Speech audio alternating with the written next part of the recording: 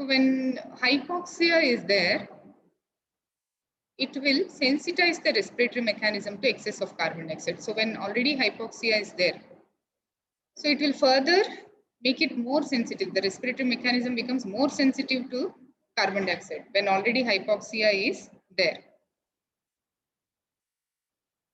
So here you can see hypoxia. So when PO2 is 100, what is the effect of varying carbon dioxide level? So it is less. When there is a decrease in PO2, it is more. Further decrease, there is more increase in ventilation with increase in PCO2. So it is sensitizing the respiratory system to carbon dioxide.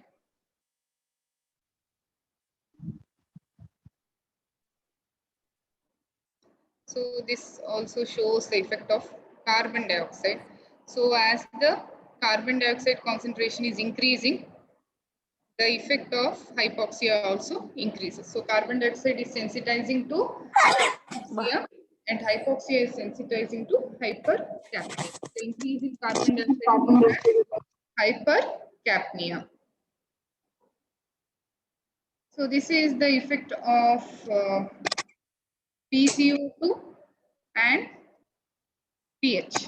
So as pH is decreasing, we can see increase in ventilation. As PCO2 is increasing, we can see the increase in ventilation.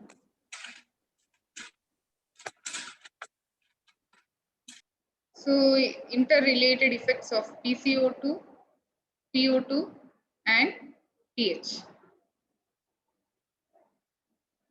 So this is at pH 7.4, this is at 7.3, that is acidosis. So the ventilation left shift means increase in ventilation. For the same values, what is happening? For the same values, what is happening?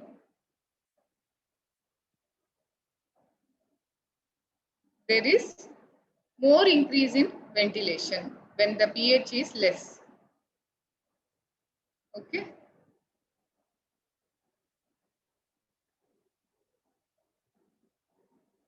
With temperature, so effect of temperature on carbon dioxide response curve. So as the temperature increases, ventilation also increases. So this is the summary of regulation of respiration. You can see the neural mechanism, which is having voluntary and automatic control. Voluntary is through cerebral cortex directly to spinal motor neurons. Automatic is the centers are present in medulla and pons. Chemical regulation is via peripheral chemoreceptors, central or medullary chemoreceptors, pulmonary and myocardial chemoreceptors. So medullary respiratory centers have got I and E neurons. Pontine has got apneustic and pneumotaxic centers. Now coming to some of the applied aspects, voluntary hyperventilation. So what is this voluntary hyperventilation? So we can hyperventilate on our own for some time, right? Yes, ma'am. Yeah. So after a period of hyperventilation, any of the following pattern of respiration may be seen. Either there can be hypoventilation for some time, or apnea for some time, or periodic breathing, that is Cheyne-Stokes breathing for some time. So this depends on the levels of PO2, arterial PO2 and PCO2.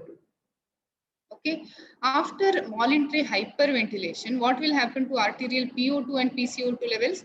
PO2 will become very high because it is hyperventilation. PCO2 will become very low. So what happens?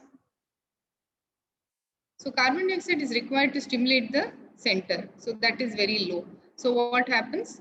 So depending upon how low this carbon dioxide is, there can be one of these pattern, hypoventilation, or if it's very low, complete apnea. In between there can be periodic breathing. So we'll see what it is. So here we can see whenever this is normal breathing, so PCO2 is 40, PO2 is 100. So when there is hyperventilation, what is happening? PO2 is increasing, PCO2 is decreasing. At the end of hyperventilation, see the values. PO2 is very high, PCO2 very low. So that will lead to apnea. So during apnea, again, PCO2 will increase, PO2 will fall. Okay, so that will continue until there is this 40, PCO2 reaches 40. So what is the effect of hyperventilation? There is sequence of apnea and respiration until PCO2 reaches the threshold level of 40 millimeter mercury. So what is the effect of hyperventilation on respiratory system? So when there is hyperventilation, what will happen to the pH? pH will increase. Increases. Yeah, respiratory alkalosis. CNS, what is the effect on CNS? So we don't allow anybody to hyperventilate for a long time. What is it due to? Because there will be decrease in cerebral blood flow by 30% because of vasoconstrictor effect. Vasoconstrictor effect is due to what? Hypocapnia, decrease in PCO2 level. So that will cause vasoconstriction. Increase in PCO2 level will cause vasodilatation. Decrease will cause vasoconstriction. So that will decrease the cerebral blood flow, leading to ischemia, that is giddiness. The person may faint. That is why person should not be, nobody should be asked to hyperventilate for a long time. CVS, what is the effect? There will be constrictor effect on peripheral blood vessels. So the peripheral blood vessels will be constricted. So that may lead to rise in systemic blood pressure. And what happens due to alkalosis? Because of alkalosis, the proteins will get ionized in the body. So these ionized proteins will combine with calcium, and the ionized calcium levels will decrease. When calcium levels decrease, what is that condition known as? It will lead to a condition known as tetany. Okay, hyperexcitability of the neuromuscular system. So that you will be learning later in endocrinology. So it can lead to tetany also, long time hyperventilation. Next, coming to effect of sleep on respiration. So during sleep, the respiration is less rigorously controlled. It is not controlled that accurately. It is less rigorously controlled. There will be brief periods of apnea even during normal sleeping of less than 10 seconds. Normal sleeping also, there will be brief periods of apnea. So this is due to inhibition of central chemoreceptors. Sensitivity of respiratory neurons to arterial PCO2 is also decreased during sleep. So that is why PCO2 levels are slightly higher during sleep. See here, when you are awake, when PCO2 is slightly increased, there is increase in ventilation. During sleep, not much increase. Okay, so the sensitivity of the neurons will be decreased. Now coming to sleep apnea. So this is a disease, this is pathological. So as I told you, during sleep, apnea for very short duration, like less than 10 seconds is normal. If it is more than that, then we call it sleep apnea. If it is more than that, we call it sleep apnea.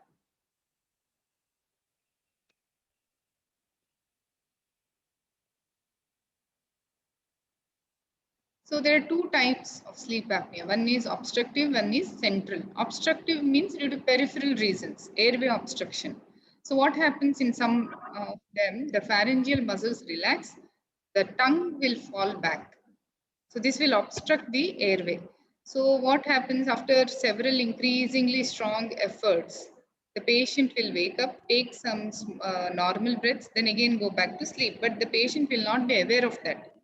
So apneic episodes are most common during REM, rapid eye movement sleep. There are two types, non-REM and REM sleep. So it is more during REM type of sleep, and the muscles are most hypotonic.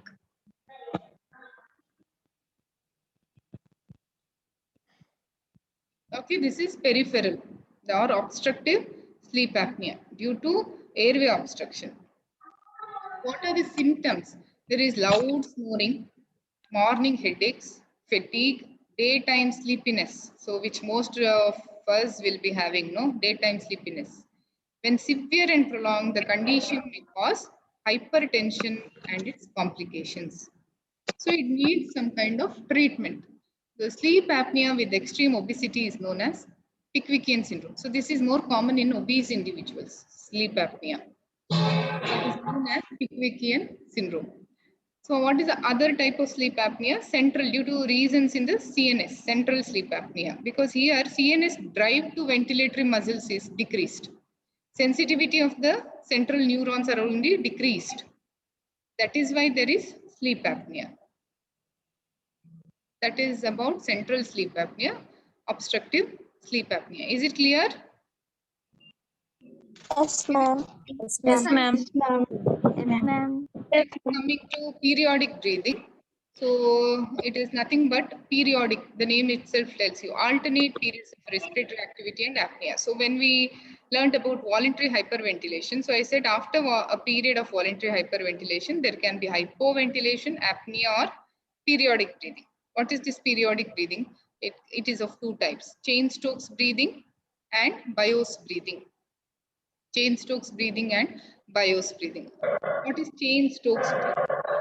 Cheyne-Stokes breathing means, so any periodic breathing, there is alternate periods of respiratory activity and apnea. In Cheyne-Stokes, what is happening? There is waxing and waning of respiratory activity lasting for about a minute.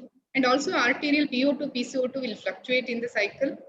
At the end of apnea, that is when you're not breathing, at the end of it, what will happen to PO2, PCO2? PO2 is lowest, PCO2 is highest. See here.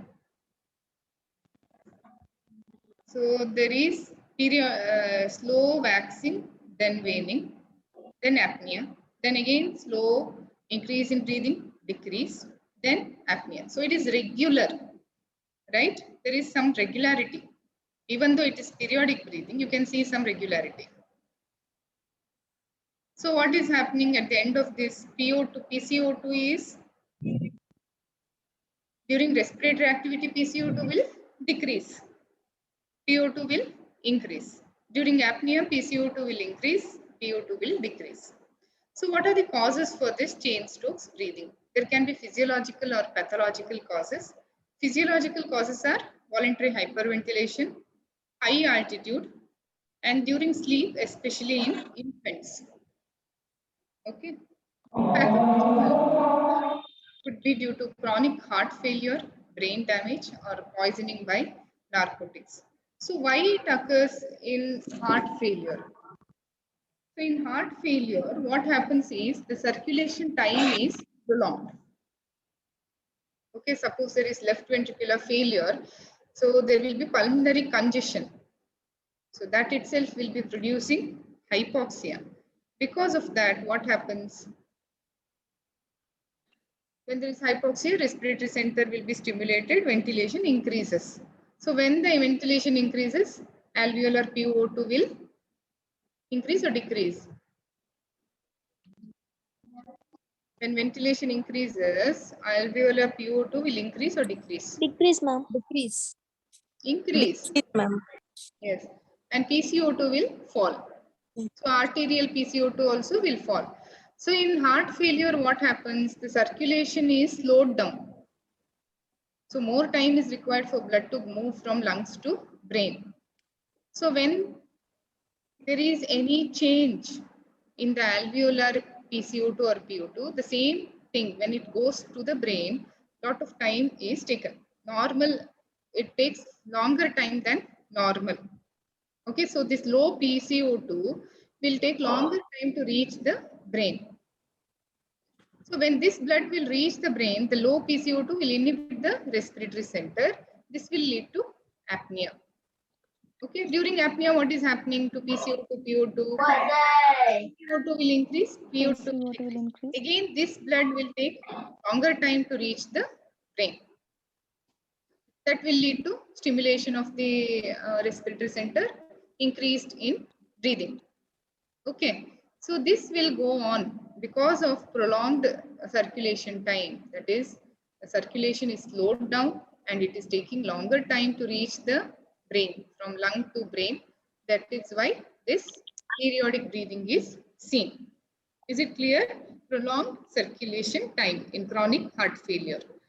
What happens in brain damage? The supramedullary inhibitory pathway is damaged.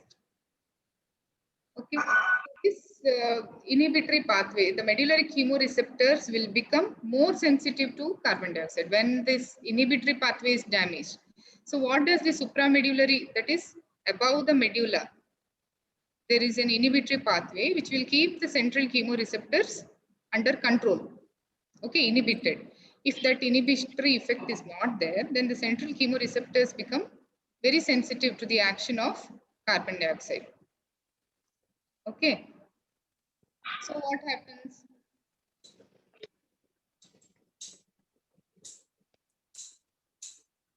Whenever there is slight increase in carbon dioxide, there is hyperventilation. Okay, so the sequence, there will be hyperventilation, which will wash out carbon dioxide and alveolar PCO2 will fall. This will again reduce. Then again carbon dioxide accumulates, again there is hyperventilation. So this continues until PCO2 becomes normal. Even if it becomes normal because of the damage to the supramedullary inhibitory pathway, there will be periodic breathing. That is what type of periodic breathing? Cheyne-Stokes breathing. Next, coming to the second type of periodic breathing. What is this? Bios breathing. Bios breathing, also known as ataxic breathing. So this also has got alternate periods of respiratory activity and apnea. What is the difference here in the respiratory activity, apnea of Bios breathing and Cheyne-Stokes breathing? Is there any difference? Is there any difference? There it is 1 minute, ma'am. Waxing and banning here 2 minutes. Okay, in the respiratory pattern, do you see anything? Ma'am, uniformity. It's not uniform here. It's highly irregular. No, there is no regular. Here you can see, slowly increases, slowly decreases, then apnea. Then again increases, decreases, apnea. There is some regularity here, Cheyne-Stokes breathing. But in Bios breathing, it is irregular. So alternate periods of respiratory activity and apnea is there, but at irregular intervals. There is no waxing waning. There is no that increase and decrease, then apnea. And Bios breathing can never be physiological. It's always pathological. So causes are meningitis, head injury, central medullary lesions. So all of this will disrupt the normal medullary rhythmicity. So something which is affecting the medulla. The centers are in medulla, no respiratory centers. So any disease which is affecting the medulla can cause Bios breathing. So one point you have to remember here is it can never be physiological. It's always pathological. So that finishes the chemical regulation. Now coming to pulmonary function tests. So why should we do the pulmonary function tests? What are its uses? To assess the type and degree of functional impairment. So diagnosis of respiratory dysfunction. So what are the uses of pulmonary function tests? So if it is asked as a question, you have to write the what is it. So it is pulmonary function test will assess the type and degree of functional impairment. What are the uses? Uses are diagnosis of respiratory dysfunctions, monitoring the progress of a disease. Suppose you have done the PFT at the beginning of some disease, suppose asthma, then you give the treatment. After giving treatment, you want to again assess the condition. You will do PFT again to see whether there is any improvement. So it will monitor, you can monitor the progress of the disease. Then evaluating the efficiency of treatment. So if there is increase, so if there is improvement in the pulmonary function tests of an individual after your treatment, that means your treatment has been effective. Assessing the health status of a person prior to recruitment to military or police services, they will do this PFT to know the status, health status of the person. Determining the efficacy of physical training. So you want to know whether the physical training has improved the pulmonary function test. In many research works also it is done. So before and after the exercise, they will do PFT. Studying the prevalence of respiratory diseases in community or respiratory industrial hazards. So in some industries, they are more prone to the lung diseases. So you can do this pulmonary function tests periodically to see the status of the lung functioning. Then assessing the respiratory fitness of patients for general anesthesia prior to surgery. So prior to surgery, anesthetics, they will do this PFT to see the respiratory state of the individual. If they feel the patient is not fit, the fitness is not given by them, anesthesia people. Then finalizing medical legal cases to decide fitness or degree of comprehension. So depending on how bad the condition of lung is, the compensation will be decided in the court. So if there is any damage to the lungs due to some accident or anything. So pulmonary function tests are classified in as tests that assess ventilation, tests that assess pulmonary blood flow, tests that assess the ultimate purpose of ventilation. So what are the tests that assess ventilation? They're the lung ones. So all this is already over. You remember lung volumes, capacity, compliance, airway resistance. Do you remember? Yes, Yes or ma'am. no? Yes. Ma'am. So this is just a revision of that. So test to assess ventilation. For that, you have to do lung volumes and capacities, compliance and airway resistance. So lung volumes and capacities, what is this known as? What is this? Pyrometer. Can you tell it clearly, please? Pyrometer. Pyrometer. Pyrometer. So Pyrometer. can measure everything except what? Residual volume. Residual Residual volume. volume, functional residual capacity, and total lung capacity. So this is how you get the graph. So these are the volumes and capacities. For measuring FRC, what is the method? Functional residual capacity, already explained. Nitrogen washout method and helium dilution method. So this has been already explained. Then measurement of compliance by using spirometer. So change in lung volume per unit, change in pressure. So that is the compliance. How do you measure compliance? Through, you have to measure pressure and volume. So spirometer and manometer, by which you will get the hysteresis loop.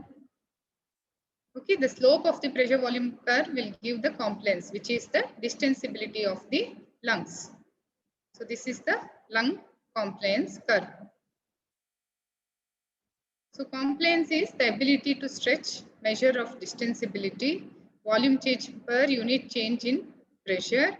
Patients with the decreased compliance also will have dyspnea. What is dyspnea? What is dyspnea? What is apnea? Reduced breathing. Cessation of breathing. Cessation. of breathing. Dyspnea means difficulty in breathing. Dyspnea is difficulty in breathing. Dysphagia means difficulty in swallowing. So it is difficulty in breathing. Next, coming to assessment of restrictive and obstructive ventilatory defects. So this we are doing by post vital capacity and post expiratory volume in 1 second. So these are the two values we need to distinguish between obstructive and restrictive ventilatory defects. Do you remember? This also we have told.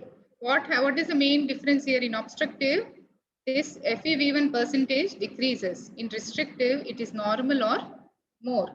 Whereas VC decreases in both FVC or VC, that is post vital capacity or vital capacity, decreases in both obstructive as well as restrictive diseases.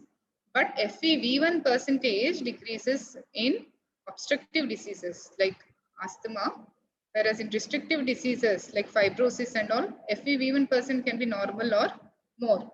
So already we have spoken about it, explained in detail. Then next is tests that assess gas exchange in the lungs. Okay, ventilation is over, mainly lung volumes, capacities, compliance. Next, coming to gas exchange, whether normal gas exchange is occurring in the lungs. For that, assessment of ventilation perfusion ratio, assessment of diffusing capacity, determination of arterial blood gases. So most of it we have done. The assessment of gas exchange, that is ventilation perfusion ratio.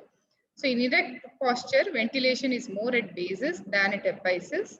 Uniformity of distribution of inspired air is measured by nitrogen washout method. So an alveolar gas sample after 7 minutes of breathing oxygen contains less than 2.5% of nitrogen. So by this nitrogen content, you will get an idea about the ventilation perfusion ratio. If the nitrogen content is more in the alveolar gas sample after breathing oxygen for 7 minutes, then there is non-uniformity. Ventilation perfusion ratio is not normal. Okay, so by assessing the nitrogen in the alveolar gas sample after 7 minutes of breathing oxygen. So normally what should be the result? Less than 2.5% should be nitrogen. But if it is more, then there is non-uniformity. Diffusion, coming to the diffusion capacity. So this diffusion capacity of carbon dioxide is 20 times more than that of oxygen. So here we have measurement for that. What we use? Carbon monoxide. This is also done. Carbon monoxide is used to measure the diffusion capacity. It is diffusion limited exchange carbon monoxide because it combines fully with the hemoglobin. So carbon monoxide in venous blood is almost 0. So affinity for hemoglobin is 200 times. So it becomes a suitable substance to measure diffusion capacity of lungs. So V by PA minus PC, volume of gas uptake in 1 minute, and pressure gradient between alveolar air and pulmonary capillary blood. So with these values, you can measure the diffusion capacity of lungs. Assessment of pulmonary blood flow and pressure. So fixed principle, amount of substance taken up by an organ per unit time is equal to arterial level of substance minus venous level times the blood flow. Using this principle, you can measure the blood flow, pulmonary blood flow. So with the flow directed pulmonary arterial catheter, pulmonary arterial and capillary wedge pressure can be measured. Cardiac output is measured by thermodilution method. So by that we get vascular resistance is equal to 80 into pulmonary arterial pressure minus capillary wedge pressure divided by cardiac output. So this is for measuring vascular resistance. So blood flow is through fixed principle. Vascular resistance by knowing the pulmonary arterial pressure and pulmonary wedge pressure and cardiac output. So conditions where pulmonary vascular resistance is increased, heart diseases like mitral stenosis, lung diseases like COPD, interstitial lung diseases, chest wall diseases, and pulmonary embolism. So pulmonary vascular resistance, what is a unique feature of pulmonary circulation about resistance? Normally the pulmonary vascular resistance is High. Low, ma'am. more. Low, ma'am. Yes. So that is one of the special features. Conditions that decrease diffusion capacity. So rate of diffusion, that fixed law of diffusion is there, no? Thickness, then the area. So when surface area increases, diffusion increases. Surface area decreases, like in emphysema, embolism, surgical removal of lung tissue, then diffusion also decreases. Thickening of membrane, what will happen to rate of diffusion? Decreases. Decreases, like in interstitial edema, fibrosis, asbestosis. Next, tests of ultimate purpose of respiration. That is, ultimately you want to keep PO2, PCO2, pH normal. So you have to assess the PO2, PCO2, pH. Arterial blood, PO2, PCO2, pH. Blood gas analysis is done. Measurement of and tests during exercise. So in some of the cardiac and pulmonary diseases, the tests will appear normal at rest. But when you do during exercise, the same tests will be abnormal. So exercise is used to unmask the abnormality. Treadmill or bicycle ergometer can be used. So measurement of pulse rate, minute ventilation, oxygen uptake, arterial blood gas tension during graded exercise also will give you useful information. Finally, gas sampling and analysis. Sampling of alveolar air. For that, you can use Haldane-Priestley method. There is forced expiration through narrow tube of 3 feet length and 2.5 centimeter diameter. So sample of air near mouthpiece is collected via side tube. So last to be expelled is the alveolar air. So the end tidal volume that will give you the alveolar air. So you can use this Haldane-Priestley tube or Rann-Otis method where there is continuous sampling of the air. So sampling of expired air can be done using Douglas bag, and respiratory gas analysis is done using analyzers. So the blood gas analysis is done using Haldane's gas analyzer. So venous oxygen carrying capacity by Van Slyke gasometric method, where partial pressure of oxygen and carbon dioxide are measured. So this is the Douglas bag to collect the expired air. So the yellow color is the Douglas bag. This is the Haldane-Priestley tube to collect the alveolar air. So it's a long tube. So this is the computerized spirometry. So this is done usually now, computerized spirometry. So nose clip is applied and the person is asked to breathe, make the maneuvers through the mouth. So take a deep inspiration and exhale, forcefully into the mouthpiece.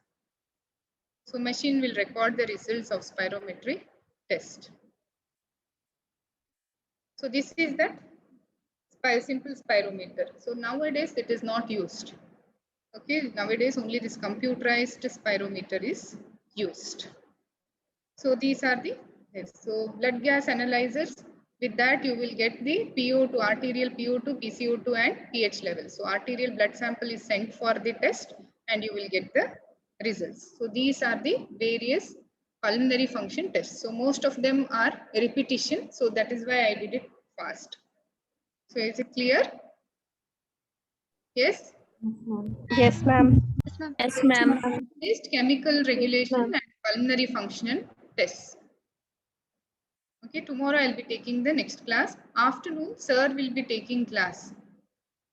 So I think you know about it, no? Yes? We don't know, ma'am. No, ma'am. Maybe you will get a message. You can log in that time. Okay, sir will be taking mostly from 3:15 to 3 to 4 or 3:15 to 4:15. Mostly the message will be sent. Okay? Ma'am. Okay. Yes, ma'am. Okay, ma'am. Yeah. Ma'am. Okay, ma'am. Thank you, ma'am. Thank you, ma'am. Ma'am, Yes. ma'am, you called my number at the beginning of class. You said 43 was drawing on the I'm screen. not able to hear. Ma'am, you said roll number 43 was drawing on the screen. Ma'am, that was roll number 33. That was roll number 33. Yes, Okay. ma'am. Yeah. Okay. Thank you, ma'am. Okay, then bye. Ma'am, Yes. ma'am, I mistakenly drawn, ma'am. Okay, then you have to at least say sorry, no? I thought it is not visible to all, ma'am. I thought it is visible to only to me. Okay, now also you can tell. Oh, sorry, ma'am. Yeah. I'm extremely sorry, ma'am. Yeah, okay. Bye. Attendance, ma'am. Attendance will be doing something about it. We'll be telling you later. So there will be a record of who have been attended. So it will be taken by a person commonly. So we will not be taking. Okay, ma'am. Okay, ma'am.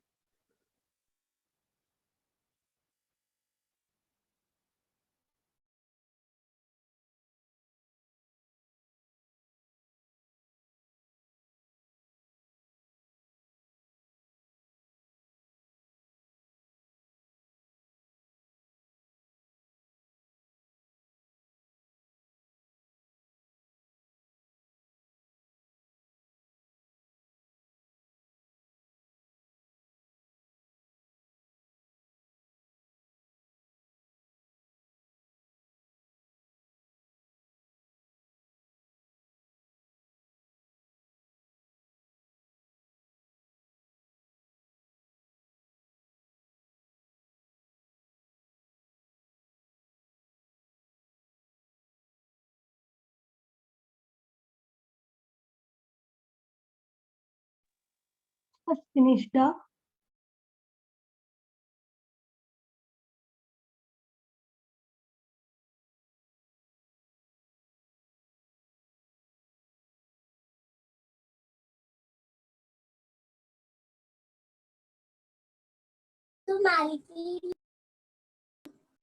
Can we leave?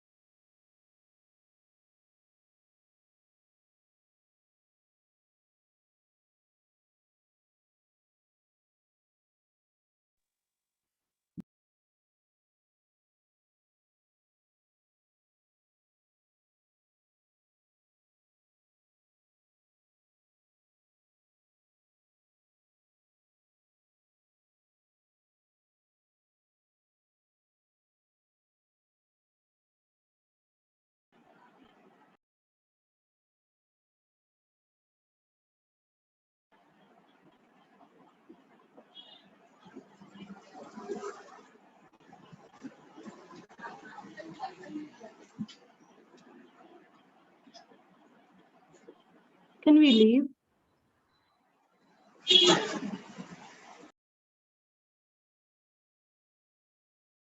Hello?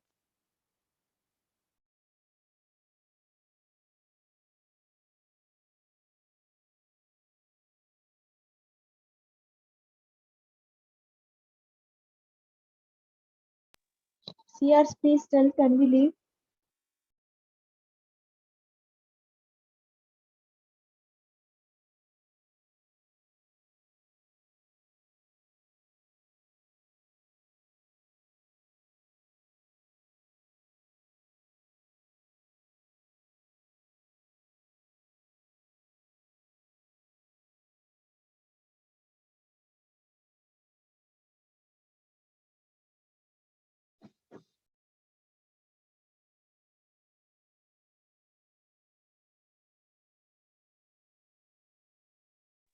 Can we leave?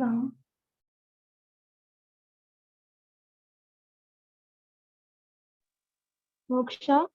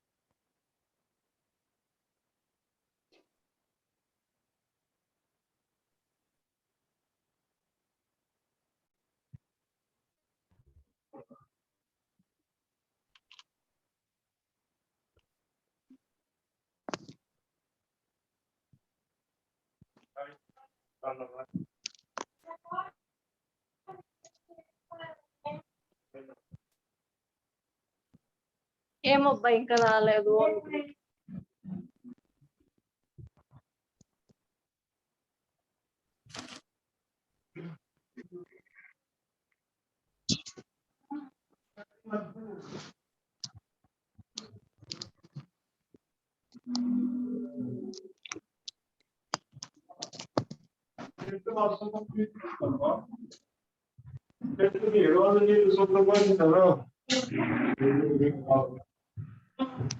అందుకే వస్తాను welcome చెప్తాను వచ్చే